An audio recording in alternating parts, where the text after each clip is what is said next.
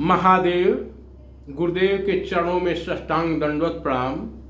मैं आज आपको प्रदोष व्रत की संपूर्ण जानकारी प्राप्त कराने जा रहा हूं। इसे किसको करना चाहिए, व्रत का नियम क्या है और किस दिन के हर एक 7 दिन में जो अलग अलग प्रदोष व्रत आता है, हर एक वार का मंगलवार, बुधवार, सोमवार वह क्या अपना फल लेकर के आता है। यह व्रत जो है वैशाख कृष्ण पक्ष की त्रयोदशी तिथि में कब मनाई जाएगी, बिल्कुल संपूर्ण जानकारी दे रहा हूं, ध्यान दे करके सुनिए। यह देखिए बिल्कुल शास्त्र प्रमाणित बातें, अपने मन से कुछ नहीं। देखिए, प्रदोष व्रत वाले को ब्रह्म मुहूर्त में उठ करके नित्य कर्म से निवृत्त होकर शंकर और पार्वती का स्मरण करना चाहिए। ओम नमः शिवाय। व्रत वाले दिन भोजन नहीं करना चाहिए। सायंकाल को जब सूर्यास्त में घंटा भर शेष रहे तब स्नान आदि निवृत्त होकर श्वेत वस्त्र धारण करके पूजन के स्थान को स्वच्छ जल, गंगा जल वगैरह से, गाय के गोबर से लीप करके मंडप को भली भांति सजा करके अष्टदल कमाल बना करके एक चौकी के आसन पर विराजमान करके भगवान शिव और पार्वती के पूजा करना चाहिए। और अगर कुछ भी नहीं आ रहा है, भगवान को आप आसन दे करके, हे भगवान आप आसन पर विराजमान होइए। अब किसी को जब आसन पर बैठा देते हैं तो उसके बाद क्या करते हैं, उनका जो है पैर धोते हैं। पैर धोने के बाद में फूल से, पल्लों से, आम के पल्लों से जो है आप क्या कीजिए कि जल को छिड़किए, और नहीं तो अगर कोई मूर्ति है तो उसको स्नान कराइए, कुल्ला कराइए। उसके बाद में दूध से, घी से, मधु से, शहद से, घृत से, शर्करा से, गुड़ से, गन्ने के रस से स्नान कराइए। अगर शिवलिंग है तो स्नान कराइए, भगवान की कोई प्रतिमा, पीतल धातु की जो कुछ भी हो। अब स्नान हो गया तो क्या कीजिएगा, हम भी आप स्नान करते हैं तो वस्त्र पहनते हैं। वस्त्र पहनने के बाद में रोड़ी, सिंदूर, अबीर, गुलाल जो भी द्रव्य है उस सबको समर्पित कीजिए। मदार, बेलपत्र, भगवान पर चढ़ाने वाली वस्तु, उस ऋतु फल चढ़ाइए। पंचमेव वगैरह का भोग लगाइए, धूप दीप आरती कीजिए और भगवान की कथा को प्रारंभ कीजिए, पूजन कीजिए। और तो इसका महात्म्य क्या है, इसको करने से क्या फायदा होता है, तो बोल रहे हैं भगवान की प्रदोष का व्रत करने वाला मनुष्य क्या रहता है, तो सदा सुखी रहता है। उसके संपूर्ण पापों का नाश इस व्रत से हो जाता है। इस व्रत के करने से विधवा स्त्रियों को धर्म की प्राप्ति होती है और सुहागिन नारियों का सुहाग सदा अटल रहता है। अखंड सौभाग्य की प्राप्ति के लिए महादेव का ये जो व्रत है बहुत प्रिय व्रत है।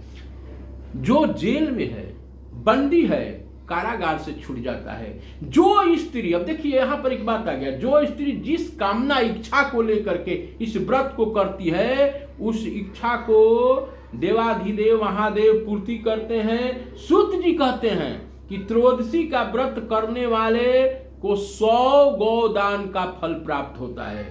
इस विधि विधान से जो भी महादेव का पूजन करता है थोड़े में ही प्रसन्न हो जाते हैं देवाधिदेव महादेव, और प्रदोष व्रत करने वाले को सारी मनोकामनाएं पूरी कर देते हैं। अब देखिए, प्रदोष व्रत करने वाले लोगों को जो संकल्पित करते हैं किसी इच्छा के लिए, तो उनको 11 त्रयोदशी का पूरे साल की यानी कि 26, 12 दिन 26 और पुरुषोत्तम मास लग जाए तो 2 और त्रयोदशी पूर्ण करने के बाद उद्यापन करना चाहिए। एक साल में यानी कि दोनों पक्ष की करके प्रदोष व्रत और उसका उद्यापन करना चाहिए। अब देखिए, अलग अलग दिन के अलग अलग महत्व क्या है। तो रविवार के दिन प्रदोष लगता है तो वह आयु और आरोग्य को प्रदान करता है, बढ़ाता है। सोमवार के दिन प्रदोष क्या करता है, तो अभीष्ट सिद्धि हेतु करना चाहिए। मंगल के प्रदोष क्या है? सभी रोगों से मुक्ति और स्वास्थ्य का हेतु बनता है।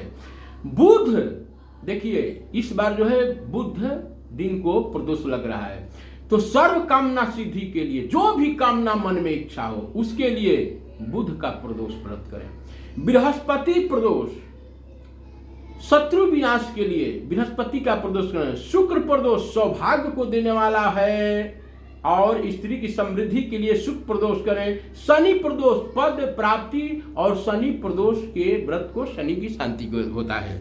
अब चलिए देखिए, एक इसके बारे में पौराणिक कथा है कि सूत जी कहते हैं ऋषियों से कि हे ऋषियों, एक पुरुष का नया नया विवाह हुआ था।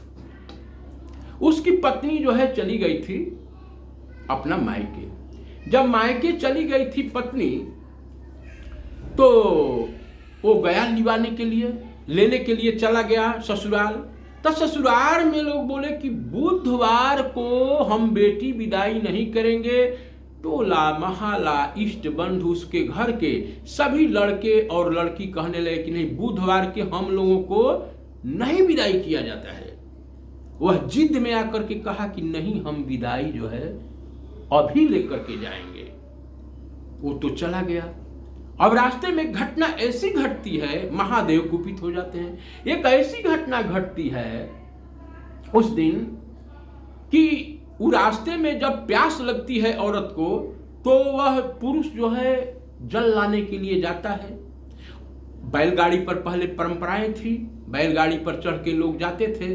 तो बोला वहां पर रुक करके वो गया पानी लाने के लिए। जब पानी ला करके गया देखने के लिए, तो वो अद्भुत प्रसंग सामने देखा कि एक हमारे ही जैसा पुरुष पानी पिला रहा है और औरत मेरी हंस हंस के उससे हंसी मजाक करके पानी पी रही है। और देखकर आग बबूला हो गया और वह लड़ गया। दोनों जब लड़ भिड़ गए, पूरे गांव के लोग इकट्ठा हो गए, तब वो मन ही मन कहा कि ओहो, मैंने बुधवार को अपने औरत को किसी का कहना नहीं माना। हे महादेव, उस दिन महादेव को स्मरण किया, हे प्रभु इस कष्ट से विपत्ति दिलाइए, छुटकारा दिलाइए। इसलिए कि पत्नी से जब पूछा जाए तुम्हारा पति कौन है, तो बोले कि हाँ, हमको तो समझ में नहीं रहते मेरा पति कौन है, यह कहूं कि यह कहूं। महादेव जो है जैसे ही विनती प्रार्थना उन्होंने आर्त भाव से पुकारा, जो एक पुरुष था वो अंतर ध्यान हो गया और बड़ी खुशी से आकर के वहां पर बुध त्रयोदशी का व्रत किया और अपने जीवन में सुख संपत्ति को पा करके ऐश्वर्य को वो कृत फिर स्वर्ग को चला गया। तो ये बुध प्रदोष व्रत की कथा है। बुध के दिन लड़की को क्यों नहीं भेजना चाहिए कहीं अपने ससुराल, चाहे लड़कियों को क्यों नहीं विदाई करना चाहिए? इसलिए कि बुध और चंद्रमा के बीच में, जो बुध ग्रह और चंद्रमा है, ये दोनों के बीच में शत्रुता का भाव होता है। तो जीवन में कष्ट परेशानी, दाम्पत्य सुख में जो है अपना तालमेल सही नहीं बैठता है, जैसे बुध और चंद्रमा का नहीं बैठता है, तालमेल सही नहीं बैठता है, जीवन में दुख दुविधाएं आती है। अब चलिए मैं बता रहा हूं, 15 अप्रैल को 8:12 से पहले आप जो है संध्या काल में प्रदोष व्रत कर लेंगे और सूर्योदय के बाद आप पारण कर लेंगे। और इसके बारे में विस्तृत जानकारी मैं आगे वीडियो में बना दिया हूं, जा करके हमारे लिंक पर, चैनल पर रविंद्र पांडे को आप देख लीजिएगा। और भगवान के नाम के साथ कथा का मैं विश्राम देता हूं। ओम नमः शिवाय, ओम नमः शिवाय, ओम नमः शिवाय, ओम नमः शिवाय। हर हर महादेव, हर हर महादेव, हर हर महादेव, हर हर महादेव। प्रेम सुने श्री वृंदावन बिहारी लाल की जय।